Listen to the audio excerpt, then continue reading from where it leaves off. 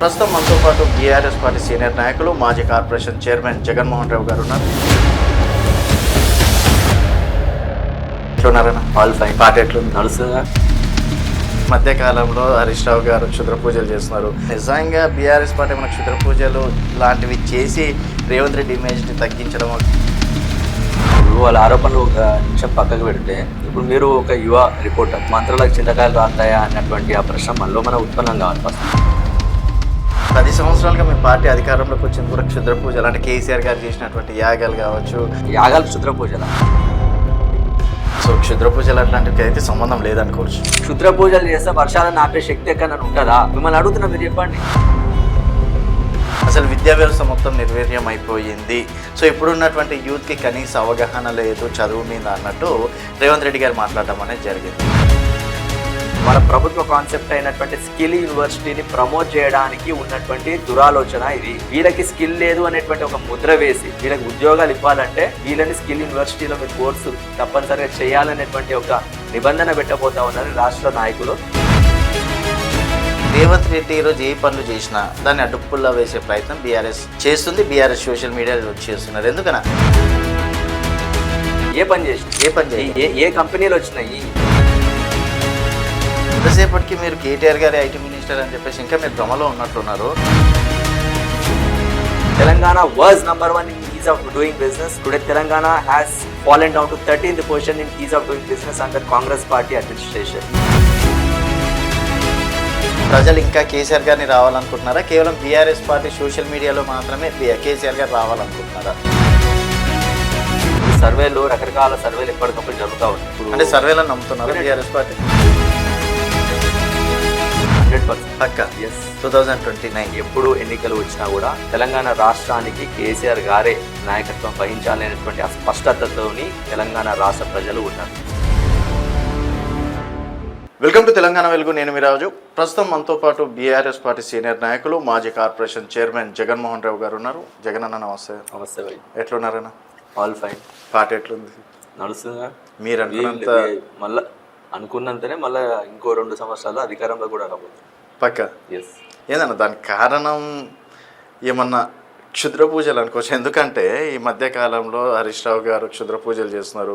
తెలంగాణ ప్రాంతం మొత్తం అభివృద్ధి పరంగా కావచ్చు, లేకపోతే ఎవరు బాగుపడకుండా ఉండడానికి కావచ్చు, నాశనం కావాలని చెప్పేసి అన్నట్టు కూడా రకరకాలుగా మాట్లాడుతున్నారు అన్న.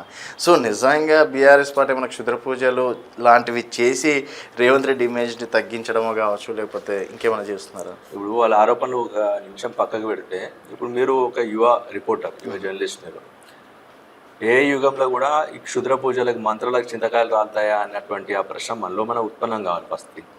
రెండోది ఏంటంటే, ఏ విషయాన్నైనా కూడా హేతుబద్ధంగా మనం ఆలోచించినప్పుడు అందరి విశ్వాసాలను గౌరవిస్తూనే హేతుబద్ధంగా ఆలోచించి ఏది సాధ్యము ఏది సాధ్యం కాదనేటువంటి ఆ ఇంగిత జ్ఞానం కూడా ప్రతి ఒక్కరిలో ఉన్నది ఇప్పుడున్న జనరేషన్లో. క్షుద్ర పూజలతోని ప్రభుత్వాలు మారిపోతాయి అని వాళ్ళు నమ్ముతున్నారా? ఆరోపణలు చేసిన ఆ పార్టీ పెద్దలు అయితే ఉన్నారు, పిసిసి ప్రెసిడెంట్లు కానీ వీళ్ళందరూ కానీ, క్షుద్ర పూజలతోని ప్రభుత్వాలు మారుతాయి అన్నటువంటి నమ్మకం వాళ్ళకు ఉన్నదా? ఓకే, ఇది వాళ్ళకి మేము తెలియజేస్తున్నటువంటి సూటి. క్షుద్ర పూజలే జరగలేవు అనేది స్పష్టం చేసి చెప్పారు మా పార్టీ నాయకుల మీద. హరీష్ రావు గారి మీద ఏదైతే ఆరోపణ చేసిరో, టెంపుల్ని విజిట్ చేస్తే కూడా అక్కడ జరిగేటువంటి రకరకాల పూజలు ఉంటాయి, రకరకాలుగా ముడుపులు చెల్లించుకునేటువంటి ఉంటుంది, లేకపోతే పూజలు చేసేటువంటి రకాలు ఉంటాయి. దాన్ని క్షుద్ర పూజలు లెక్క చిత్రీకరించి మీకు క్షుద్ర పూజలు చేసిరు అన్నటువంటి ఒక బేస్లెస్ అలిగేషన్ని ఈరోజు హరీష్ రావు గారి మీద పిసిసి ప్రెసిడెంట్ గారు కావచ్చు, ఆ పార్టీ నాయకులు ఎవరైనా కావచ్చు, ఇట్లాంటి మాటలు మాట్లాడిర్రు. అంటే వాళ్ళు ఏమనుకుంటున్నారు? ఇట్లాంటి మంత్రాలకి చింతకాయలు రాలుతాయి అనేటువంటి నమ్మకంలో వాళ్ళు ఉన్నారా? వాళ్ళు కూడా స్పష్టం చేయాలి.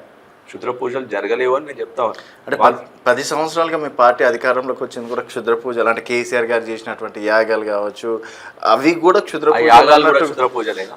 యాగాలు క్షుద్ర పూజల? సహస్ర చండీ యాగం కావచ్చు, అక్కడ జరిగినటువంటి యాగాలు కావచ్చు, భారతదేశ నలుమూలల నుండి పీఠాధిపతులు కావచ్చు, పెద్ద పెద్ద స్వామీజీలు అందరూ కూడా వచ్చి భారతదేశంలో అన్ని పార్టీలకు అతీతంగా ప్రముఖులు కూడా వచ్చారు. అప్పట్లో ఉన్నటువంటి రాష్ట్రపతి ప్రణబ్ ముఖర్జీ గారు కూడా రావాలి, లేకపోతే అక్కడ జరిగినటువంటి ఒక చిన్న ఇన్సిడెంట్ వల్ల లాస్ట్ మినిట్లో విజిట్ అనేది క్యాన్సిల్ అయ్యింది. అవి కూడా క్షుద్ర పూజల కిందనే వీళ్ళు కన్సిడర్ చేస్తారా?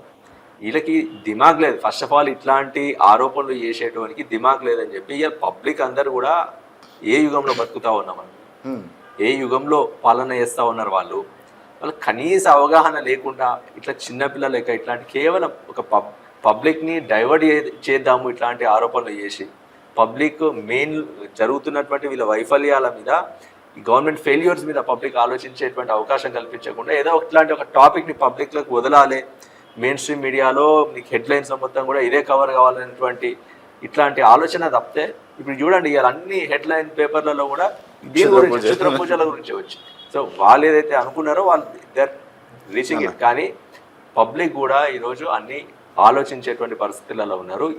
ఇట్లాంటి బేసెస్ అలిగేషన్ని ఇవన్నీ కూడా పట్టించుకునే పరిస్థితుల్లో లేరు. కాంగ్రెస్ నాయకులు కేవలం కాలం గడిపే ప్రయత్నం భాగంగా ఇట్లాంటి ఆరోపణలు చేస్తున్నారు. ఓకే, సో క్షుద్ర పూజలు అట్లాంటివి అయితే సంబంధం లేదనుకోవచ్చు. క్షుద్ర పూజలే జరగలేవని చెప్పి ఇంత స్పష్టంగా చెప్పినప్పుడు ఇంకా క్షుద్ర పూజలు జరిగితే మంత్రాలకు చింతకాయలు రాలుతాయని వాళ్ళు అనుకుంటే ఇక వాళ్ళ కర్మ అనుకోవాలి. అంటే నిన్న మొన్నటి వరకు తెలంగాణలో వర్షాలు పడద్దు, రైతులందరూ ఆగం కావాలి, అప్పుడే కేసీఆర్ది కావచ్చు మా వాల్యూ తెలుస్తుంది, ఆ కోణంలో కూడా ఏమన్నా చేసే కూడా అడుగుతున్నా భయ్. ఇప్పుడు పూజలు చేస్తే క్షుద్ర పూజలు చేస్తే వర్షాలను ఆపే శక్తి ఎక్కడ ఉంటుందా? మిమ్మల్ని అడుగుతున్నా, మీరు చెప్పండి. నాకు తెలిసిన కాడికి అయితే లేదు. లేనప్పుడు ఇంకా దాని గురించి క్షుద్ర పూజలు చేయలేదని స్పష్టంగా మేము చెప్తా ఉన్నాం. వాళ్ళు లీగల్ నోటీసులు కూడా పంపించారు మా పార్టీ నాయకులు. దాన్ని ఖచ్చితంగా వాళ్ళు ఎదుర్కోవాలి, ఖచ్చితంగా వాళ్ళు దానికి సమాధానం చెప్పాలి. బేస్లెస్గా నోటికి ఏదొస్తే అది మాట్లాడుతున్నటువంటి వీళ్ళకి ఖచ్చితంగా వాళ్ళే ఇప్పుడు సమాధానం చెప్పుకోవాల్సిన పరిస్థితిలో, వాళ్ళే డిఫెన్స్ అవ్వనటువంటి పరిస్థితిలో ఉంది. అన్న, మీరు గతంలో టెక్నికల్ సెల్కి సంబంధించి కార్పొరేషన్ చైర్మన్గా చేశారు. అండ్ ఇప్పుడున్నటువంటి బీటెక్ స్టూడెంట్స్ కావచ్చు, తర్వాత ఎంబీఏ స్టూడెంట్స్కి కావచ్చు, అట్లీస్ట్ వాళ్ళ ఫామ్ కూడా వాళ్ళు నింపుకోవడానికి రావట్లేదు. అసలు విద్యా వ్యవస్థ మొత్తం నిర్వీర్యం అయిపోయింది. సో ఇప్పుడున్నటువంటి యూత్కి కనీస అవగాహన లేదు చదువు మీద అన్నట్టు రేవంత్ రెడ్డి గారు మాట్లాడడం అనేది జరిగింది. సో మీరు ఇంచుమించు అదే కార్పొరేషన్ చైర్మన్ చేశారు కాబట్టి, సో నిజంగా ఈరోజు ఉన్నటువంటి యూత్ పరిస్థితి ఆ విధంగా ఉందా? మన రాష్ట్రాన్ని బర్బాద్ చేయడానికే ఈరోజు రేవంత్ రెడ్డి గారు ముఖ్యమంత్రి అయ్యారు. రేవంత్ రెడ్డి గారు గతంలో కూడా ఇట్లాంటి వ్యాఖ్యలు చేశారు. మన రాష్ట్ర పరిస్థితి అస్సలు బాగాలేదు, అడకదినే పరిస్థితులలో ఉన్నాము, మన రాష్ట్రాన్ని ఎవరు నమ్మే పరిస్థితుల్లో లేరు, మన రాష్ట్ర నాయకులు ఢిల్లీకి పోతే కూడా తప్పించుకొని తిరుగుతున్నారు, ఎవరు అపాయింట్మెంట్లు కూడా ఇస్తలేరు. ఇట్లాంటి మాటలే కాకుండా ఇప్పుడు ఫర్దర్గా మన రాష్ట్రంలో ఉన్నటువంటి మన వనరులు, మన రీసోర్సెస్ అయినటువంటి టెక్నికల్ స్టూడెంట్స్, గ్రాడ్యుయేట్స్, వీళ్ళందరికీ కూడా స్టఫ్ లేదు, స్కిల్ లేదనేటువంటి మాట పబ్లిక్గా ఈరోజు ముఖ్యమంత్రి గారు మాట్లాడారు.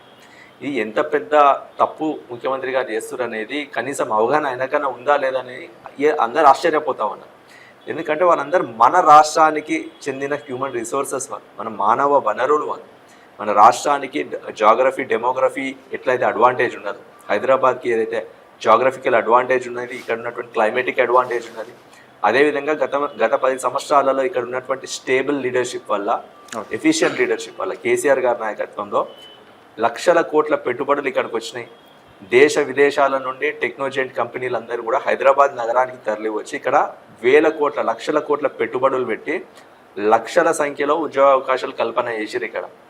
అట్లాంటి ఒక మంచి వాతావరణం కొనసాగుతున్నటువంటి పరిస్థితులలో ఇప్పటికీ కూడా ఐటీ ఎగుమతుల్లో 3 లక్షల కోట్లకి మన రాష్ట్ర వాటా చేరుకుంది అంటే అది గత 10 సంవత్సరాల్లో జరిగినటువంటి ప్రోగ్రెస్ వలని. అట్లాంటి పరిస్థితులలో మన హ్యూమన్ రిసోర్సెస్ అయినటువంటి మన రాష్ట్రానికి నిజం చెప్పాలంటే మన రాష్ట్రంలో ఉన్నటువంటి ఇంజనీరింగ్ గ్రాడ్యుయేట్స్ అందరూ కూడా తెలంగాణకి పట్టు కొమ్మలతో సమానము. ఆ పట్టు కొమ్మలని వీళ్ళందరికీ కూడా ఆ స్కిల్ లేదు, కేవలం అకాడమిక్ క్వాలిఫికేషన్స్ మాత్రమే ఉన్నాయి, స్కిల్ లేదు అని చెప్పడమే ఖచ్చితంగా వీళ్ళు క్రిమినల్ వేస్ట్ కాదు. ఈ మాట అన్న వాళ్ళు క్రిమినల్ మెటీరియల్తో సమానము. ఓకే, అంటే నాకు ఆ మాటలు విన్న తర్వాత అసలు మన స్టూడెంట్స్ మన దగ్గర చదువు అనేది ఇతర రాష్ట్రాల్లో పనికిరాదా, దేశాలలో పనికిరాదా, విదేశాలలో పనికిరాదా? అంటే మనం అసలు వేస్టేనా, కేవలం ఆ కాగితం ముక్క కోసం, ఆ సర్టిఫికేట్ కోసమే మనం ఉన్నామా అన్న రీతిలో చాలా మంది స్టూడెంట్స్ కూడా ఆలోచిస్తున్నారు. రేవంత్ రెడ్డి గారు చెప్తున్న లెక్కలో, ఆయన మాటలో, నా మాటలో, మీ మాటలో ఇప్పుడు ఒక గణాంకాలను చూద్దాం. నాస్కామ్ ఇచ్చినటువంటి గణాంకాలతో చూద్దాం. 2014లో 2,70,000 ఐటీ ఉద్యోగులు మన రాష్ట్రంలో ఉన్నాయి. 2023 నాటికి కేసీఆర్ గారు ముఖ్యమంత్రి పాలన ఆ టైం వరకు 9,46,000 ఐటీ ఉద్యోగులు తెలంగాణ రాష్ట్రంలో ఉన్నారు. అంటే 3.5 రెట్లు గత 10 సంవత్సరాల్లో పెరిగింది. ఓకే, ఇదే సమయంలో ప్రపంచం మేటి సంస్థలన్నీ కూడా, టెక్నాలజీ సంస్థలన్నీ కూడా, గూగుల్ కావచ్చు, యాపిల్ కావచ్చు, Meta, Uber, Salesforce, Qualcomm, Amazon, Medtronic ఇట్లాంటి కంపెనీలన్నీ కూడా ప్రపంచంలోనే వాళ్ళ రెండవ అతిపెద్ద కార్యాలయాలు, అంటే ఈ కంపెనీలకన్నిటి కూడా వాళ్ళ హెడ్ క్వార్టర్స్ యునైటెడ్ స్టేట్స్లో, యూరోప్లో ఉంటాయి. వాళ్ళ రెండవ అతిపెద్ద కార్యాలయాన్ని ఎంచుకున్నది వాళ్ళు హైదరాబాద్ నగరంలో ఎంచుకొని ఇక్కడ వాళ్ళ కార్యాలయాలు నిర్మించి లక్షల సంఖ్యలో ఐటీ ఉద్యోగాలు ఇక్కడనే వాళ్ళు ఎందుకు ఇచ్చినారు అంటే, ఇక్కడ ఉన్నటువంటి జాగ్రఫికల్ అడ్వాంటేజ్ హైదరాబాద్ నగరానికి, రెండవది ఇక్కడ ఉన్నటువంటి ఎఫిషియెంట్ లీడర్షిప్, కేసీఆర్ గారి అడ్మినిస్ట్రేషన్, కేటీఆర్ గారి ఐటీ మినిస్ట్రీ, వీటితో పాటు మన రాష్ట్రంలో ఉన్నటువంటి ఇంజనీర్ల మీద వాళ్ళకు ఉన్నటువంటి నమ్మకం, వాళ్ళ స్కిల్ మీద ఉన్నటువంటి నమ్మకం. అదేవిధంగా 2014లో 57,000 కోట్లు ఉన్నటువంటి ఐటీ ఎగుమతుల విలువ 2023కు వచ్చేసరికి సుమారు 3 లక్షల కోట్లకి పెరిగింది. అంటే వీళ్ళ స్కిల్ వల్లనే. స్కిల్ లేకపోతే ఐటీ ఎగుమతులు ఎట్లా పెరుగుతాయి? ఐటీ ఉద్యోగాలు లక్షల సంఖ్యలో టెక్నాలజీ కంపెనీలన్నీ వచ్చి ఇక్కడనే హైదరాబాద్ నగరంలోనే వాళ్ళ కార్యాలయాలు ఎందుకు ఏర్పాటు చేస్తాయి, వాళ్ళకి ఎందుకు ఉద్యోగాలు ఇస్తాయి? అయితే అని ఒక సీఎం స్థాయిలో సీఎం గారు మాట్లాడేటప్పుడు దానికి అంతో ఇంతో అర్థమైతే ఉంటుంది. ఏది పడితే వాళ్ళైతే మాట్లాడరు. సో అలాంటిది వారంతా గట్టిగా అంత కాన్ఫిడెన్స్గా అంత ముందులు చెప్పారంటే డెఫినెట్గా ఇప్పుడు ఉన్నటువంటి వ్యవస్థలో అదే చెప్తున్నాయి. ఇప్పుడు గత 10 సంవత్సరాలలో ఎన్ని కంపెనీలు ఎన్ని లక్షల కోట్ల పెట్టుబడులు పెట్టినాయి, ఎన్ని లక్షల సంఖ్యలో ఉద్యోగ అవకాశాలు కల్పించినాయి. వాళ్ళ నమ్మకాన్ని బొమ్మ చేయకుండా ఈ ఐటీ ఉద్యోగులందరూ కూడా ఐటీ ఎగుమతులని ఈ స్థాయికి పెంచారు అంటే వాళ్ళ పనితనంతోనే కదా, వాళ్ళ స్కిల్తోనే కదా. కానీ ఇక్కడ రేవంత్ రెడ్డి గారికి ఉన్నటువంటి ఒక థాట్ ప్రాసెస్ని మనం అందరం కూడా గమనించాలి. రేవంత్ రెడ్డి గారు ఫ్యూచర్ సిటీలో స్కిల్ యూనివర్సిటీ నిర్మిస్తూ ఉన్నారు. ఆ డిసెంబర్లో మళ్ళొకసారి గ్లోబల్ సమిట్ పెడతాడంటాడా? ఆ గ్లోబల్ సమిట్ టైంలో స్కిల్ యూనివర్సిటీని అక్కడ ఓపెనింగ్ చేయబోతా ఉన్నా, ఇనాగ్రేషన్ చేయబోతా ఉన్నా. వీళ్ళందరికీ స్కిల్ లేదు అనేటువంటి ఒక అబద్ధాన్ని ప్రచారం చేసి ఇంజనీరింగ్ గ్రాడ్యుయేట్స్ అందరూ కూడా మీకు ఫర్దర్గా ఉద్యోగాలు కావాలి అంటే స్కిల్ యూనివర్సిటీలో మళ్ళీ ఒక క్రాష్ కోర్సో ఏదో ఒక కోర్సు మీరు చేయాల్సినటువంటి పరిస్థితి మీకు ఏర్పడుతుంది అనేటువంటి ఒక కంపల్షన్ క్రియేట్ చేసే ప్రయత్నం చేస్తూ ఉన్నారు. అయినా కాన్సెప్ట్ అయినటువంటి వాళ్ళ ప్రభుత్వ కాన్సెప్ట్ అయినటువంటి స్కిల్ యూనివర్సిటీని ప్రమోట్ చేయడానికి ఉన్నటువంటి దురాలోచన ఇది. వీళ్ళకి స్కిల్ లేదు అనేటువంటి ఒక ముద్ర వేసి వీళ్ళకి ఉద్యోగాలు ఇవ్వాలంటే వీళ్ళని స్కిల్ యూనివర్సిటీలో మీరు కోర్సు తప్పనిసరిగా చేయాలనేటువంటి ఒక నిబంధన పెట్టబోతా ఉన్నారు రాష్ట్ర నాయకులు. ఖచ్చితంగా మీరు చూస్తారు, మనం ఆగస్టులో మాట్లాడుకుంటున్నాం. రానున్నటువంటి 2, 3, 4 నెలల్లో జరగబోయేది స్కిల్ యూనివర్సిటీ ప్రమోషను. ఈ ఇంజనీరింగ్ గ్రాడ్యుయేట్స్ కావచ్చు, ఎవరైనా ఉద్యోగాలు కావాలనుకుంటే మీరు స్కిల్ యూనివర్సిటీలో ఈ ప్రభుత్వం ఏర్పాటు చేస్తున్నటువంటి ఆ స్కిల్ యూనివర్సిటీలో మీరు ఖచ్చితంగా మీరు చదవాలి అనేటువంటి ఆ ప్రమోషన్ చేసేటువంటి దీని వెనుకల ఉన్నటువంటి ఆ నేపథ్యం ఇదే. ఈ మాట వెనుకల ఉన్నటువంటి ఆ దురాలోచన అదే.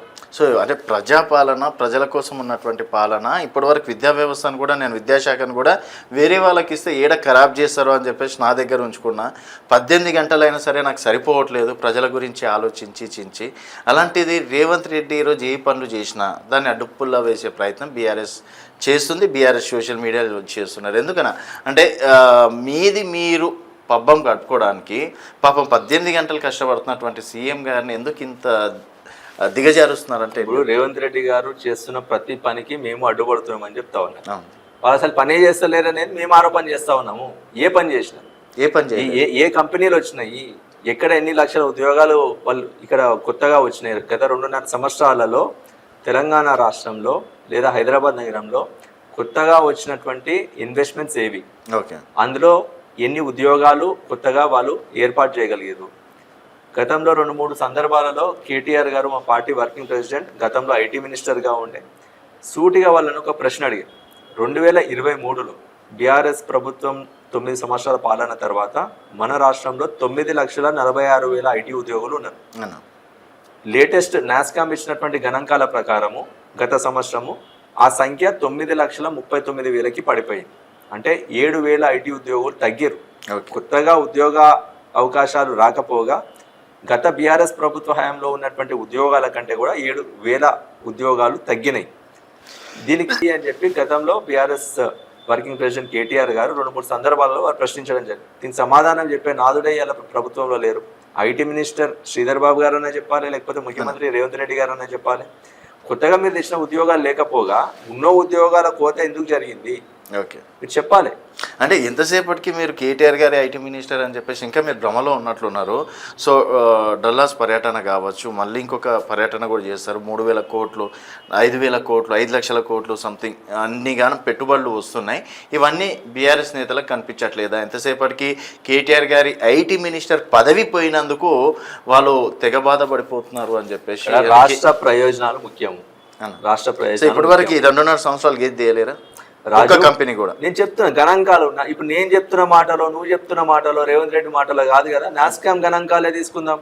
నేను 2023లో 9,46,000 ఐటీ ఉద్యోగులు ఉండే. ఈ 2.5 సంవత్సరాల్లో కొత్త ఉద్యోగాలు రాకపోగా మరో 7,000 ఉద్యోగాలు తగ్గినాయి. 9,39,000 ఉద్యోగులు మాత్రమే, ఐటీ ఉద్యోగులు మాత్రమే రాష్ట్రంలో ఉన్నారు. రాలేవు స్పష్టంగా. శ్రీధర్ బాబు గారి కన్నా కేటీఆర్ గారితో ఐటీ మినిస్టర్ అంత సీనియర్ నాయకుడు. ఇప్పుడు ఇట్లాంటి ఒక ఫ్రేజింగ్ వర్డ్స్తోని చెప్పడం కంటే మనము నాస్కామ్ కానీ, లేకపోతే finance corporation commission of India కావచ్చు, రిజర్వ్ బ్యాంక్ ఆఫ్ ఇండియా కావచ్చు, కేంద్ర ప్రభుత్వం పార్లమెంట్లో ఇస్తున్నటువంటి నివేదికల ఆధారంగా మాట్లాడుకుందాము. నేను స్పష్టంగా చెప్పిన 2014లో 57,000 కోట్లు విలువ ఐటీ ఎగుమతుల విలువ మన రాష్ట్రంలో ఉండే. అప్పుడు 2,70,000 ఐటీ ఉద్యోగులు మన రాష్ట్రంలో ఉండే. 2023కి వచ్చేసరికి 9,46,000 ఐటీ ఉద్యోగులు విత్ సుమారు 3 లక్షల కోట్ల ఐటీ ఎగుమతులతోని తెలంగాణ రాష్ట్రం నంబర్ 1గా దేశంలో ఉండే. ఈజ్ ఆఫ్ డూయింగ్ బిజినెస్లో తెలంగాణ వరుసగా నంబర్ 1 స్థానంలో భారతదేశంలో ఉండే. ఇప్పుడు లేటెస్ట్గా వచ్చిన నివేదిక ప్రకారము ఈజ్ ఆఫ్ డూయింగ్ బిజినెస్లో తెలంగాణ ఈరోజు 13వ స్థానానికి, భారతదేశంలో ఉన్నటువంటి 29 రాష్ట్రాలలో 13వ స్థానానికి పడిపోయినటువంటి వైఫల్యం ఈ ప్రభుత్వం సొంతం చేసుకుంది. ఈ ప్రభుత్వం చేసినటువంటి ఘనత నంబర్ 1 స్థానం నుంచి 13వ స్థానానికి పడిపోయేలా చేసింది ఈ ప్రభుత్వమే. ఓకే. ఇప్పుడు మీరు ఎవరు తోపు కాదనేటువంటి మాటలు కాదు, కేవలం మనం గణాంకాల ఆధారంగా మాట్లాడుకుందాం. Telangana was number 1 in is of doing business. Today Telangana has fallen down to 13th position in ease of doing business under Congress party administration. మీదే ఓకే అనుకుందామన్నా. ఈరోజు తెలంగాణలో బీఆర్ఎస్ పార్టీ ప్రజల దగ్గర, అంటే ప్రజలు ఇంకా కేసీఆర్ గారిని రావాలనుకుంటున్నారా? కేవలం బీఆర్ఎస్ పార్టీ సోషల్ మీడియాలో మాత్రమే కేసీఆర్ గారు రావాలనుకుంటున్నారా? అంటే ఏం చెప్తారు? అంటే ప్రజల దగ్గర నుంచి నిజంగా మీకు ఆ రెస్పాన్సిబిలిటీ వస్తుందా? ఇప్పుడు సర్వేలు, రకరకాల సర్వేలు ఎప్పటికప్పుడు జరుగుతూ ఉంటాయి. ఇప్పుడు అంటే సర్వేలను నమ్ముతున్నారా బీఆర్ఎస్ పార్టీ?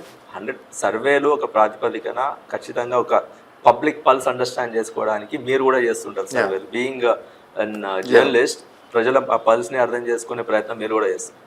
సో ఈ పార్టీలు ఆ పార్టీలు చేసిరు అనేది కాకుండా ఇండిపెండెంట్ సంస్థలు కావచ్చు, పార్టీలు చేసిన సర్వేలు కావచ్చు, జర్నలిజం ఏజెన్సీలు, మీడియా ఏజెన్సీలు చేస్తున్న సర్వేలు కావచ్చు, ఏ సర్వేలు చూసినా కూడా ఈరోజు ద ఓన్లీ తెలంగాణ మళ్ళీ గాడిలో పడాలంటే, తెలంగాణ రాష్ట్రం అన్ని సెక్టార్లలో మళ్ళీ నంబర్ 1 స్థానానికి పోవాలంటే, ఉద్యోగ అవకాశాలు పెరగాలన్నా, ఇన్వెస్ట్మెంట్ తెలంగాణ రాష్ట్రానికి రావాలన్నా, యథావిధిగా మళ్ళీ గతంలో ఉన్నట్టు రైతన్నకి భరోసా రావాలన్నా, రైతన్నకి ఖచ్చితంగా అన్ని విధాలుగా సహాయపడాలన్నా కూడా అది బీఆర్ఎస్ ప్రభుత్వంతోనే, కేసీఆర్ గారి నాయకత్వంలోనే సాధ్యమవుతుంది అనేటువంటి ఒక నిర్ధారానికి ప్రజలు వచ్చినారు. అనే ఇక్కడ ఇంకోటి ఏంటంటే, సరే కేసీఆర్ని సీఎం చేయాలి, కేసీఆర్ గారు సీఎం ఉంటే బాగుంటుంది అని ప్రజలు నాతో కూడా అన్నారు. కాకపోతే కేసీఆర్ ఒక్కరితోటి ఉన్న ఎమ్మెల్యేలను కూడా చూసి ఓట్లేశారు అన్న, క్యాండిడేట్లను చూసి కూడా ఇప్పుడు ఓట్లేస్తున్నటువంటి పరిస్థితి. గతంలో సరే ఒక పెద్ద ఆయనను చూసి ఓట్లేశారు, ఇప్పుడు క్యాండిడేట్లు కూడా మంచిగా ఉండాలి. సో 119 నియోజకవర్గాలు వేసుకుందాం. 119 నియోజకవర్గాల్లో బీఆర్ఎస్ పార్టీ క్యాండిడేట్లు పర్ఫెక్ట్గా ఉన్నారా అంటే ఏం చెప్తారు? అది పార్టీ నాయకునిగా, పార్టీ ప్రెసిడెంట్గా కేసీఆర్ గారు తీసుకునేటువంటి నిర్ణయాధికారం వారికే ఉంటుంది. కేసీఆర్ గారు he's the leader, he's an very intelligent leader. మేము ఖచ్చితంగా కేసీఆర్ గారు ఏ నిర్ణయం తీసుకున్నా కూడా, అభ్యర్థుల ఎంపికలు కావచ్చు, ఏదైనా కూడా కేసీఆర్ గారి సెలెక్షన్ ప్రాసెస్ అనేది పర్ఫెక్ట్గా ఉంటుందని అందరికీ కూడా తెలిసినటువంటి విషయం. 10 సంవత్సరాల సుదీర్ఘ 10 సంవత్సరాల పాలన తర్వాత అధికారం కోల్పోయినా కూడా కేవలం 1.85% ఓట్ షేర్తోని, అతి స్వల్ప ఓట్ షేర్తోనే అధికారం కోల్పోయినటువంటి పరిస్థితి. దానికి చాలా కారణాలు ఉండొచ్చు డెఫినెట్లీ. గతంలో వర్కింగ్ ప్రెసిడెంట్ కేటీఆర్ గారు ఎన్నో రివ్యూలు చేస్తున్నాం. ఉన్నటువంటి జరిగినటువంటి పొరపాట్లను కూడా మళ్ళీ మేము ట్రాక్లో పెట్టుకుంటాం. మేము ఖచ్చితంగా will come back to power. ప్రజల పల్స్ని అండర్స్టాండ్ చేసుకునేటువంటి ప్రయత్నం కూడా చేసినాం. సో గట్టిగా కొడుతున్నారు అయితే కమ్ బ్యాక్ 100% పక్కా. ఎస్. 2029 2028లో కానీ 29లో కానీ ఎప్పుడు ఎన్నికలు వచ్చినా కూడా తెలంగాణ ప్రజలు మళ్ళీ కేసీఆర్ గారి నాయకత్వాన్ని, తెలంగాణ రాష్ట్రానికి కేసీఆర్ గారే నాయకత్వం వహించాలనేటువంటి స్పష్టతతోని తెలంగాణ రాష్ట్ర ప్రజలు ఉన్నారు. అన్న ఇప్పుడు మీరు కూర్చున్న చైరు ఎవరిదంటే మీదే అని చెప్పేసి అంటారు. సో అదే చైరు సీఎం గారు 2034 వరకు నాదే, ఈ చైర్ మీద వేరే వాళ్ళు ఎవరు కూర్చోరు అన్నట్టు కూడా, అంటే సీఎం నేనే అని చెప్పేసి ఇప్పటికి ఒక 50-60 సార్లు అంత కాన్ఫిడెన్స్గా చెప్పి ఉంటారన్న. సో తనకి ఏ కాన్ఫిడెన్స్ లెవెల్ అంత ఉంటే అంత చెప్తారు. మీరేమో కేసీఆర్ అంటున్నారు, వాళ్ళేమో నా దగ్గర రిపోర్ట్స్ ఉన్నాయి, ప్రకృతి నాకు సాయం చేస్తుంది, సో ఐ బిలీవ్ నేచర్ అది ఇది అని చెప్పేసి వారు అంటున్నారు. మరి ఇక్కడ ఎవరిది కాన్ఫిడెన్స్ నమ్మాలి? ఇప్పుడు మేము చెప్పినా వాళ్ళు చెప్పినా చివరికి నిర్ణయాధికారం ప్రజలది, ప్రజలు నిర్ణయించబోతా ఉన్నారు. రేవంత్ రెడ్డి గారు గట్టిగా స్టీరియోసోనిక్ సౌండ్లో నేనే ఇంకో 10 ఏళ్ళు ముఖ్యమంత్రిని అని చెప్పినంత మాత్రాన అది జరిగే పని కాదు. ప్రజలు నిర్ణయించి ప్రజలు వారికి అవకాశం ఇస్తేనే ఇవ్వాలన్నా ఆ చైర్లో కూర్చుంటారు. ఇప్పుడు జరగబోయేది ఇప్పటివరకు మాట్లాడుకున్నాం, ఎన్ని రంగాలలో వీళ్ళు ఇచ్చినటువంటి గ్యారంటీలు కావచ్చు, హామీలు కావచ్చు, ఏ ఒక్కటి నిలబెట్టుకోలేనటువంటి పరిస్థితులలో ప్రభుత్వం అన్ని సెక్టార్లలో అన్ని రంగాలలో వైఫల్యం చెందినటువంటి పరిస్థితులలో మళ్ళా వాళ్ళకి అధికారం వస్తుంది అనేది కల్లా. ఈ రోజు రేవంత్ రెడ్డి గారు నేను పేద ప్రజలకి ఒక 5-6 స్కీమ్లు చెప్తా. సన్న బియ్యం కావచ్చు, ఈరోజు 500 సిలిండర్ కావచ్చు, 200 ఫ్రీ యూనిట్ కావచ్చు, మహిళలకు ఫ్రీ బస్సు కావచ్చు, మహిళలను కోటీశ్వరాలకు సంబంధించి పెట్రోల్ బంకులు కావచ్చు, ఇతర వ్యాపార సంస్థలు కావచ్చు, మహిళలను కోటీశ్వర్లను వాళ్ళు చెప్తున్నటువంటి ఎంతమంది మహిళలను కోటీశ్వర్లను చేశారు జాబితా ఇస్తారా? ఓకే, ఈరోజు హైదరాబాద్ సిటీ తీసుకుందాం, 1,00,000 ఇందిరమ్మ ఇల్లులు కట్టడం కావచ్చు, ప్రభుత్వంలో కట్టినటువంటి డబుల్ బెడ్రూమ్లు వాళ్ళు కేటాయించుకుంటున్నారు వాళ్ళ కార్యకర్తలకి. ఓకే, సో ఇదే కదా మీరు చెప్పేది, వాళ్ళు కొత్తగా నిర్మించారు. ఇక్కడ అంటే నేను ఈ రూట్లో వస్తుంటే మొత్తం 1,00,000 ఇందిరమ్మ ఇల్లులు హైదరాబాద్ అని చెప్పేసి యాడ్స్ వేసుకున్నారు, కానీ వాళ్ళు ఇస్తున్నటువంటి ఇల్లు లేవి. గత కేసీఆర్ గారి ప్రభుత్వంలో నిర్మించినటువంటి ఇల్లులనే దానికి 3 రంగులు వేసి వాళ్ళ కార్యకర్తలకి లేకపోతే వాళ్ళకి తెలిసిన వాళ్ళకి వీళ్ళకి ఇచ్చుకుంటున్నారు. సో వాళ్ళు చేసిన ఏ ఒక్క పని కూడా సక్రమంగా లేదు. 6 గ్యారంటీలను నిలబెట్టుకోలేదు, 400 హామీలను కూడా నిలబెట్టుకోలేదు. వాళ్ళు మళ్ళీ అధికారంలోకి రారు అనేది స్పష్టంగా వాళ్ళకు కూడా తెలుసు. రేవంత్ రెడ్డి గారు కూడా చాలా స్పష్టంగా తెలుసు మళ్ళీ వాళ్ళ అధికారంలోకి రారని. పదే ఎందుకు ఈ మాట చెప్తా ఉన్నారు? ఇందిరమ్మ ఇల్లులు మేము ఇచ్చినట్టయితే అక్కడనే ఓట్లు అడుగుతాము, డబుల్ బెడ్రూమ్ ఇల్లుల దగ్గర మేము అసలు ఓట్లు అడగమని చెప్పేసి అంటున్నారు. సో ప్రతి నియోజకవర్గంలో 4,000 కంప్లీట్ మళ్ళా పదే రేవంత్ రెడ్డి గారు ఇదే మాట ఎందుకు అంటున్నారు, మళ్ళీ నేనే 10 సంవత్సరాలు ఎందుకు అంటున్నారు అంటే అది మన కోసమో ప్రజల కోసమో కాదు. ఆ మాట చెప్తున్నది వాళ్ళ క్యాబినెట్లో ఉన్నటువంటి మంత్రులని అదుపు చేయడానికి, కాంగ్రెస్ పార్టీలో ఉన్నటువంటి అంతర్గత సంక్షోభాన్ని దాన్ని కూల్ డౌన్ చేయడానికి ప్రయత్నం చేస్తాం.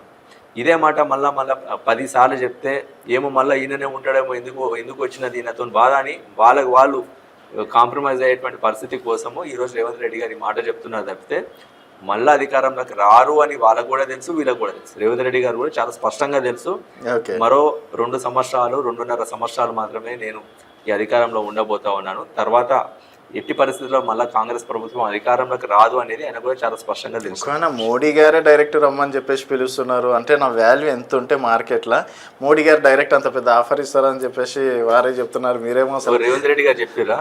రేవంత్ రెడ్డి గారే చెప్పారు కదా, మోడీ గారు ఏమని పిలిచారంట, ఏం ఆఫర్ ఇచ్చారంట, మీరు మాతో కలిసి నడవండి అని చెప్పేసి అది అందరం చూసినారు. రేవంత్ రెడ్డి గారిని పర్సనల్ గా కాంగ్రెస్ పార్టీని వదిలేసి బీజేపీలో చైర్మన్ అడిగారా మోడీ గారు?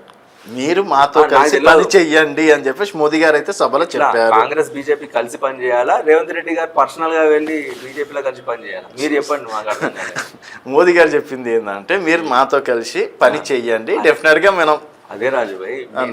ఇప్పుడు నాకు దాంట్లో స్పష్టత లేదు, నేను అడుగుతున్నా. ఇప్పుడు రేవంత్ రెడ్డి గారిని పర్సనల్ గా వచ్చి బీజేపీలో ఇండివిజువల్ గా వచ్చి బీజేపీలో జాయిన్ కమ్మన్నారా, లేకపోతే కాంగ్రెస్ బీజేపీ కలిసి పనిచేద్దాము, బీఆర్ఎస్ ని ఎదుర్కొనే దమ్ము మాకు లేదు, తెలంగాణ రాష్ట్రం వరకు బీఆర్ఎస్ ని సింగిల్ గా ఎదుర్కొనే దమ్ము మాకు కానీ మీకు కానీ లేదు, తెలంగాణ రాష్ట్రంలో బీజేపీ అండ్ కాంగ్రెస్ ఇద్దరం కలిసి బీఆర్ఎస్ ని ఎదుర్కొందాము అని చెప్తున్నారా మోడీ గారు? అట్లా అర్థమైందా? నాకు అట్లనే అర్థమవుతుందని, అట్లనే అర్థమవుతుంది. ఎందుకంటే BJP has given up last time పోయిన ఎలక్షన్లలో కాంగ్రెస్ పార్టీకి రూట్ క్లియర్ చేయడానికి they have given up on many thing. ప్రజలకు అందరూ కూడా తెలిసినటువంటి విషయం, వాళ్ళు కాంప్రమైజ్ అయ్యారు. ఎన్నో మున్సిపాలిటీలలో బీజేపీ కాంగ్రెస్ పార్టీలు కలిసి చైర్మన్లు ఏర్పాటు చేసుకున్నారు, అది కూడా తెలిసినటువంటి విషయం. ఈరోజు మనం కొట్లాడడం కాదు, మనము బీఆర్ఎస్ తోని కొట్లాడడం ముందు అని చెప్పి బండి సంజయ్ గారు స్పష్టంగా పబ్లిక్ స్టేట్మెంట్ ఇచ్చారు. కాంగ్రెస్ బీజేపీ కొట్లాడడం వేస్ట్, మన ఇద్దరం కలిసి బీఆర్ఎస్ పార్టీతో కొట్లాడదాం అని చెప్పి బండి సంజయ్ గారు అన్న ఎన్నో సందర్భాలలో. కాంగ్రెస్ కి బీజేపీకి ఉన్నటువంటి అవగాహన అట్లా నడుస్తా ఉన్నది. సో బీఆర్ఎస్ పార్టీని ఎదుర్కోవడానికి ఈ రెండు పార్టీలు అంతర్గతంగా కూడా కలిసినటువంటి సందర్భాలు చాలా ఉన్నాయి. సో మేబీ ఆ ఉద్దేశంతో నన్ను ఉంటారు కాబట్టి ఆయన రేవంత్ రెడ్డి గారికి అపారమైన సామర్థ్యం ఉంది కాబట్టి ఆయన మోడీ గారు రమ్మని ఒక్కసారి మనం సరే ఇది పాలిటిక్స్ పక్కన పెడితే ఒకవేళ వాళ్ళు లోపల సపోర్ట్ చేసుకొని చేసింది అనుకుందాం, సో బీఆర్ఎస్ ఢీ కొడుతుంది ఈసారి ఖచ్చితంగా. ఏ రెండు జాతీయ పార్టీలు వచ్చినా కూడా తెలంగాణ రాష్ట్రం వరకు కేసీఆర్ గారి నాయకత్వాన్ని రుచి చూసినటువంటి ప్రజలు మళ్ళీ కేసీఆర్ గారి నాయకత్వంలోనే తెలంగాణ అభివృద్ధి సాధ్యము, ప్రజల సంక్షేమం సాధ్యం అని చెప్పి ఆ స్పష్టత ప్రజలకు అందరూ కూడా వచ్చింది. మళ్ళీ బీఆర్ఎస్ ప్రభుత్వాన్నే ఈసారి అన్డిస్ప్యూటెడ్గా అఖండ మెజారిటీతోని బీఆర్ఎస్ మళ్ళీ అధికారంలోకి రావడం అనేది కూడా ఖాయం. ఓకే, ఈరోజు నిరుద్యోగ వ్యవస్థ చూసుకున్నట్టయితే చాలా వరకు యాంటీగా ఉన్నారు అన్న. రీసెంట్గా ఎస్ఐ కానిస్టేబుల్ కూడా 7,000 పోస్టులు ఇవ్వడం అనేది జరిగింది. సో దానిపైన అంటే బీఆర్ఎస్ పార్టీ ఇప్పుడు నిరుద్యోగులు సంబంధించి ఫైట్ చేస్తుంది కదా, ఏం చెప్తారు దాన్ని? అంటే మీరు గతంలో మేము 70,000 ఉద్యోగాలు ఇచ్చినామని బహిరంగంగా చెప్పుకుంటున్నారు, తర్వాత ఏదైనా సరే మేము పారదర్శకంగా చేస్తాము, వాళ్ళదంతా లీకుల ప్రభుత్వం అని చెప్పేసి చెప్తున్నారు. సో ఏం చెప్తారు ఆ విషయంలో? 2 లక్షల సంవత్సరానికి 2 లక్షల ఉద్యోగాలు ఇస్తామని చెప్పి అధికారంలోకి వచ్చింది కాంగ్రెస్ పార్టీ. అన్ని వాళ్ళు ఇచ్చినటువంటి అన్ని గ్యారంటీల లెక్కనే, అన్ని హామీల లెక్కనే ఇది కూడా వాళ్ళు నిలబెట్టుకోలేనటువంటి హామీ. ఈరోజు జాబ్ ఆస్పిరెన్స్ కావచ్చు, ప్రైవేట్ ఉద్యోగాల కల్పన కూడా ఎట్లా తగ్గిపోయింది అనేది ఇంతకుముందు మనం ఫిగర్స్తో మాట్లాడుకోం. ప్రైవేట్ ఉద్యోగాలు రాక, ఇటు ప్రభుత్వ ఉద్యోగాలు ఇవ్వక ఈరోజు రాష్ట్రంలో ఉన్నటువంటి యువత మొత్తం కూడా ఒక డిప్రెషన్ స్టేట్లో ఉన్నారు, వాళ్ళు ఒక అజిటేషన్ మోడ్లో ఉన్నారు. ఈ ప్రభుత్వం వీళ్ళ నుండి ఎట్లా తప్పించుకోవాలి? ఇంతకుముందు వాళ్ళు చేసినటువంటి స్టేట్మెంట్ కూడా అందులో భాగమే. ప్రజలను డైవర్ట్ చేయాలి, ఓ రోజు క్షుద్ర పూజలు అనాలి, ఒక రోజు ఫోన్ ట్యాపింగ్ అనాలి, లేకపోతే ఇంకో రోజు ఇంకోటి అనాలి, ఓ రోజు కాళేశ్వరం కుంగిపోయింది అనాలి, కులేశ్వరం అనాలి. ఇట్లాంటి టాపిక్స్ని తీసుకొచ్చి ప్రజలను డైవర్ట్ చేసే ప్రయత్నం చేసి వాళ్ళు పబ్బం గడుపుకుంటా ఉన్నారు. ప్రభుత్వం అన్ని రంగాలలో వైఫల్యమైంది. ఉద్యోగ అవకాశాలు కల్పించడంలో కూడా వైఫల్యం చెందింది. జాబ్ క్యాలెండర్ అన్నారు, సంవత్సరానికి 2 లక్షల ఉద్యోగాలు అన్నారు. ఏ ఒక్కటి కూడా నిలబెట్టుకోలేని పరిస్థితులలో చేతులు ఎత్తేసినటువంటి ప్రభుత్వాన్ని ఈరోజు రాష్ట్ర ప్రజలందరూ కూడా చూస్తూ ఉన్నారు. ముఖ్యంగా యువత రానున్నటువంటి ఎన్నికలలో చాలా కీలక పాత్ర పోషించబోతా ఉన్నది అని యువత ఇచ్చేటువంటి తీర్పుతోని కాంగ్రెస్ పార్టీ మళ్ళా ఇంకొకసారి తెలంగాణ రాష్ట్రంలో ఎక్కడ హామీ ఇచ్చినా కూడా, గ్యారంటీ ఇచ్చినా కూడా ప్రజలు కానీ, విద్యార్థులు కానీ, యువత కానీ చెప్పు తీసుకొని కొట్టే పరిస్థితి వస్తుంది. సో జెన్జీలు ఇప్పుడున్నటువంటి సిచ్యువేషన్లో చాలా కీ రోల్ అని చెప్పేసి కూడా చెప్పుకోవచ్చు. సో జెన్జీలు ఎవరి సైడ్ అనుకోవచ్చు? కాంగ్రెస్, బీఆర్ఎస్, బీజేపీ? జెన్జీలు ప్రొటెస్ట్ ఏదైనా కూడా they are setting the agenda. Okay, gen Zs are setting the agenda for mainstream media. ఇప్పుడు మీడియా వాళ్ళ కవరేజ్ ఇవ్వకపోయినా కూడా కవరేజ్ ఇవ్వక తప్పని పరిస్థితి కల్పించేంత వరకు ఉద్యమిస్తూ ఉన్నారు. వాళ్ళు ఏ టాపిక్ వాళ్ళు పిక్ చేసినా కూడా, వాళ్ళు ఎట్లాంటి కార్యక్రమాలను వాళ్ళు తీసుకున్నా కూడా Gen Z they are setting the agenda. So రానున్నటువంటి ఎన్నికలలో, రానున్నటువంటి రోజులలో they are going to play a very key role. Okay, so BRS పార్టీకి ఏమైనా అనుకూలిస్తుంది అనుకోవచ్చు? 100%. ఇప్పుడు జెన్జీల వాళ్ళ మైండ్ సెట్కి అనుగుణంగా, వాళ్ళు చేస్తున్నటువంటి ఏదైనా డిమాండ్లకు అనుగుణంగా మేము కూడా సంఘీభావం తెలపడం జరిగింది. గతంలో ఢిల్లీలో స్టూడెంట్ చేస్తున్నటువంటి ప్రొటెస్ట్కి కూడా సంఘీభావంగా, సాలిడారిటీగా మా పార్టీ వర్కింగ్ ప్రెసిడెంట్ కేటీఆర్ గారు ఇందిరా పార్క్ దగ్గర జరిగినటువంటి ధర్నాలో పాల్గొన్నారు. వారికి ఆ సంఘీభావం మెసేజ్ కూడా పాస్ చేయడం జరిగింది. సో ఖచ్చితంగా they will be with us. And ఇంకోటి ఫైనల్గా రంగనాథ్ గారి మీద మీకు కోపమా, లేకపోతే హైడ్రా అనే వ్యవస్థ మీద కోపమా? ఎందుకంటే రంగనాథ్ గారిని హైకోర్టు తీసేస్తున్నారు, తొలగించాను అని చెప్తేనే ఈవెన్ కుక్కడపల్లి లాంటి ఏరియాలో కూడా సెలబ్రేషన్స్ చేసుకున్నటువంటి పరిస్థితి. సో కేవలం బీఆర్ఎస్కి కోపమా, లేకపోతే ప్రజలందరూ రంగనాథ్ గారి పైన కావచ్చు హైడ్రా మీద కోపంగా ఉన్నారు? ఎన్నో వేల కుటుంబాల, లక్షల కుటుంబాల ఉసురు పోసుకుంది హైడ్రా అనే ఒక సంస్థ. హైడ్రా అక్రమ భూ కబ్జాలని అరికడుతున్నాం అనేటువంటి ముసుగులో పేద ప్రజల ఇళ్లను కూడా, లక్షల సంఖ్యలో పేద ప్రజల ఇళ్లను కూడా కూల్చింది. హైడ్రా అనే ఒక ముసుగులో ఎంతోమంది భూ ఆక్రమణదారులకి, ఎంతోమంది బడాబాబులకి, కబ్జాదారులని బ్లాక్మెయిలింగ్ చేస్తున్నటువంటి పరిస్థితులు కూడా, ఆరోపణలు కూడా హైడ్రా అనే సంస్థ మీద గతంలో వచ్చినాయి. ఓకే. గతంలో బీఆర్ఎస్ ప్రభుత్వం చేసినటువంటి అభివృద్ధి కార్యక్రమాలను కూడా టచ్అప్లు చేసి హైడ్రా వల్లనే ఇదంతా సాధ్యమైంది అని చెప్పేటువంటి ప్రచారాలు కూడా చేసుకున్నారు. ముఖ్యంగా కుకట్పల్లి నల్ల చెరువు కూడా అభివృద్ధి గత బీఆర్ఎస్ ప్రభుత్వ హయాంలోనే జరిగింది. దానికి ఫైనల్ టచ్అప్స్ ఇచ్చి దీన్ని వాళ్ళ ఖాతాలో వేసుకున్నారు రంగనాథ్ గారు, హైడ్రా.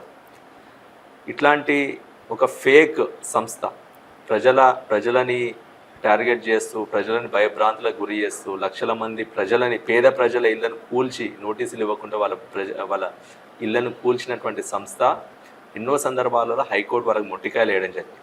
మన సిస్టంలో జ్యుడిషియరీ ఈజ్ అబోవ్ ఎవ్రీథింగ్. ఎన్నో సందర్భాలలో రాష్ట్ర ముఖ్యమంత్రి గారికి, ప్రభుత్వానికి హైకోర్టు ముట్టికాయలు వేయడం జరిగింది.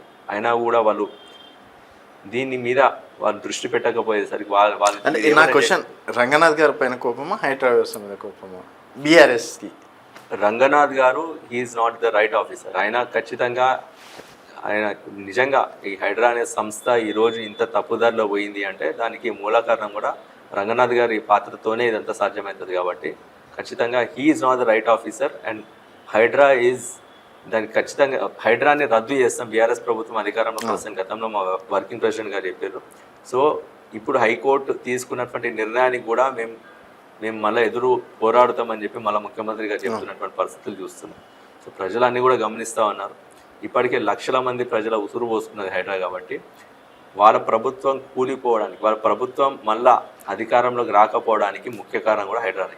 ఓకే. సో దానివల్ల నెక్స్ట్ జిహెచ్ఎంసీలన్నా గెలుస్తారా మీరు ఒకవేళ ఎన్నికలు ఉంటే? జిహెచ్ఎంసీ ఎలక్షన్ మీరు గతంలో, సో ఒకవేళ కాంగ్రెస్ గెలిచిందంటే హైడ్రా తోపు, మూసి వర్గీకరణ తోపు అని చెప్పేసి అంటారు కదా. 2023లో కూడా అది మేము బీఆర్ఎస్ అధికారం కోల్పోయినప్పుడు కూడా హైదరాబాద్లో బీఆర్ఎస్ క్లీన్ స్వీప్ చేసింది. Clean sweep. సో మళ్ళీ ఇంకొక 2 సంవత్సరాలలో మళ్ళా జనరల్ ఎలక్షన్స్ ఉన్నటువంటి సందర్భంలో జిహెచ్ఎంసీ ఎన్నికలు వాళ్ళు నిర్వహిస్తే ఖచ్చితంగా ఏం జరగబోతుంది అనే స్పష్టత కూడా కాంగ్రెస్ ప్రభుత్వానికి ఉన్నది. సైబరాబాద్, హైదరాబాద్, మల్కాజ్గిరి అన్ని కార్పొరేషన్లలో బీఆర్ఎస్ ప్రభుత్వం బీఆర్ఎస్ పార్టీ బలంగా ప్రజలు మళ్ళీ ఆదరిస్తారనేటువంటి నమ్మకం మాకు. ఆ మైకం నుంచి ఇంకా బయటికి రావట్లేదా మీరు? ఏ మైకం అంటే మేమే పక్కా ఉంటాము, హైదరాబాద్లో కూడా మాదే జెండా ఎగురుతుంది అని చెప్పి ప్రజలు నిర్ణయించబోతా ఉన్నారు. మీ మైకం ఏం కాదు, అది నిద్ర వ్యవస్థ ఏం కాదు. మరో 10 సంవత్సరాలు నేనే ముఖ్యమంత్రిగా ఉంటానటువంటి డైలాగులు మైకం కింద కన్సిడర్ చేయాలి. ఓకే, మీది కాదు. ప్రజలు మాతో ఉన్నారు కాబట్టి మా మైకం కాదు అది. నేను చెప్పబోయే ఫ్యాక్ట్ అది. సో లెట్స్ చూద్దాం అన్న చాలా రాబోయే రోజుల్లో ఏం జరుగుతుంది అనేది. థ్యాంక్ యూ అన్న, thank you so much. So ఇది జగన్మోహన్ రావు గారితో స్పెషల్ చిట్ చాట్. మరొక మళ్ళీ కలుద్దాం. చూస్తూనే ఉండండి తెలంగాణ వెలుగు.